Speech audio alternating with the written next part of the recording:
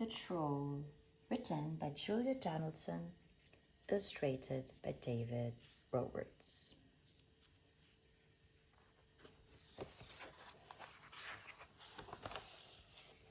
There was once a troll who lived under a bridge. That's where trolls are supposed to live. Meanwhile, far out at sea, there were some pirates who lived in a ship. That's where pirates are supposed to live. Trolls are supposed to eat goats, but no goats ever came trip-trapping over this troll's little bridge, so he ate fish instead. But one morning, he heard a faint noise on his bridge. Up he popped and he said what trolls are supposed to say, which is, "Who's that trip-trapping over my bridge?" "I'm not trip-trapping, I'm scuttling," said a tiny black creature. "And I'm a spider." "Oh, bother, I thought you were a goat," said the troll. "No, goats have fur," said the spider. "Never mind, I'll eat you anyway," said the troll. "You'll make a nice change from fish." "Oh, please don't eat me," said the spider. "Why don't you go further down the river to the next bridge? It's a much better bridge for goats." "All right then," said the troll. So he packed up his frying pan and his cookery book, and off he strode. Pirates are supposed to dig for treasure, and these pirates had a treasure map with a rhyme on it. Between the palm tree and the rocks, 6 feet deep, lies a treasure box. They sailed and they sailed until they reached an island.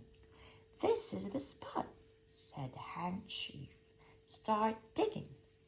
The pirates dug and dug, but all that they found was a grumpy mole. "Must be the wrong island," they said. All that digging made them hungry. It was Ben Buckle's turn to do the cooking. He cooked fish pie. "It's soggy," said Percy Patch. "It's slimy," said Peg Polka Dot. "When we find the gold, we can buy a decent cookery book," said Handkerchief. And they set sail again. The troll was sitting under his new middling-sized bridge, reading his cookery book. Suddenly, he heard a sound above his head. Up he popped. "Who's that trip-trapping over my bridge?" he roared. "I'm not trip-trapping, I'm pattering," said a furry creature, "and I'm a mouse." "Oh, bother, I thought you were a goat," said the troll. "No, goats have longer ears," said the mouse. "Never mind, I'll eat you anyway," said the troll. "I'm getting sick of fish."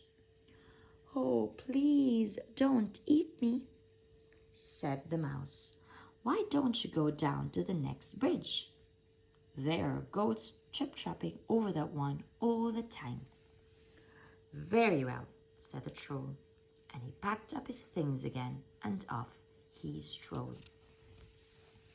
Meanwhile, the pirates had discovered another island. They dug and they dug, but all that they found was a rusty old bucket with a crab in it.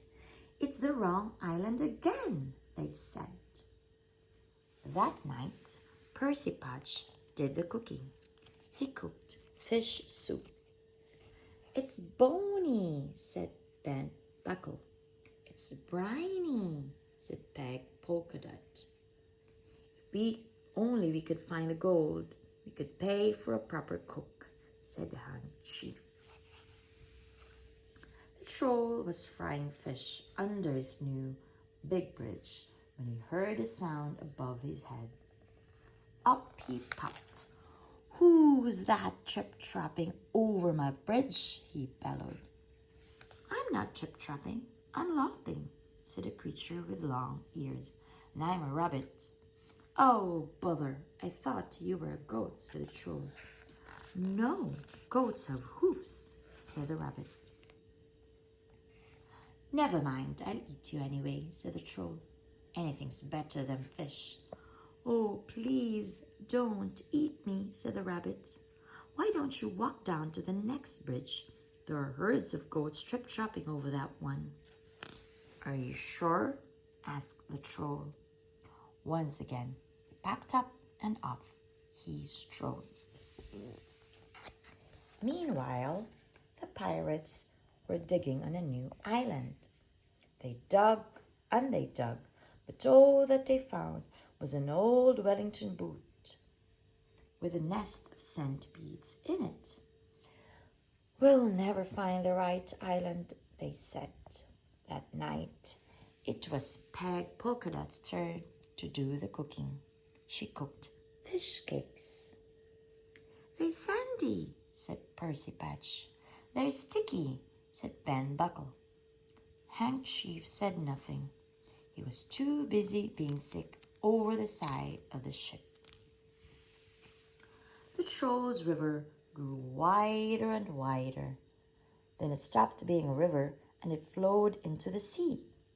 The troll found himself on a sandy beach. "There isn't another bridge," he said. "That rabbit was tricking me." But then he spotted some hoof prints in the sand. "A goat at last!" he cried. He looked around, but he couldn't see any goats. They led him to a spot between a tall palm tree and two big rocks. "I know," he thought. "I'll dig a pit. Then tomorrow the goat will fall into it and I can eat it." The troll dug and dug with his frying pan. Just when he thought the hole was deep enough, the pan hit something hard. It was a great big chest. "Perfect," said the troll. "I can hide in here, keep warm. Then when the goat falls into the hole, I'll open the lid and pop up." He lifted the lid. The chest was full of round gold things. "These are no use to me," he said, and he threw them all into the sea. Then he climbed into the chest and lay down. "Tomorrow I can have goat for breakfast instead of fish," he thought as he drifted off to sleep. It was dark when the pirates arrived at the next island. "This is the spot," said the Hand Chief. "But someone's been digging here already," said Ben Buckle. "Don't say they found the treasure before us." "No, look, here it is," cried Peg Polkadot. The chest was heavy. "It must be full of gold," said the Hand Chief. "Quick, back to the ship before anyone stops us." The troll was woken by a loud bang. "That's my breakfast falling into the hole," he thought. But why was the chest heaving and swaying? And why was the lid opening? Surely goats couldn't open lids. The lid opened wide. Staring down at the troll were 4 angry pirates. "Where's the gold?" shouted Hank Chief. I threw it into the sea," said the troll. The plank, yelled Ben Buckle and Percy Patch. "Make him walk the plank." The next second, the pirates were pushing him into it. "Who's that trip-trapping over my plank?" jeered Hank Chief. I'm not trip-trapping, I'm shuffling," said the troll in a very small voice. "And I'm a troll." He reached the end of the plank. His knees were knocking. "Jump!" yelled the pirates. But just then, Peg Polkadot came running up. "Wait!" she cried. "I found something else inside the chest." In one hand, she held the troll's frying pan. In the other hand, she held his cookery book. "Stop!" called Hank Chief. He looked at the troll in a new way. "Can you cook?" he asked. "Yes," said the troll. "And yes," shouted the pirates. "Then you can stay," Hank Chief said. "Thank you," said the troll, and he shuffled back along the plank. "When shall I start?" "Now," said Hank. The pirates showed the troll the ship's kitchen. The troll grinned. He turned to his favorite page in his cookery book. "Shall I make us a nice goat stew?" he asked. "Goat? Goat? But pirates don't eat goat," said Hank Chief. "You want what pirates are supposed to eat." "And what's that?" asked the troll. "Fish," said the pirate chief. The end.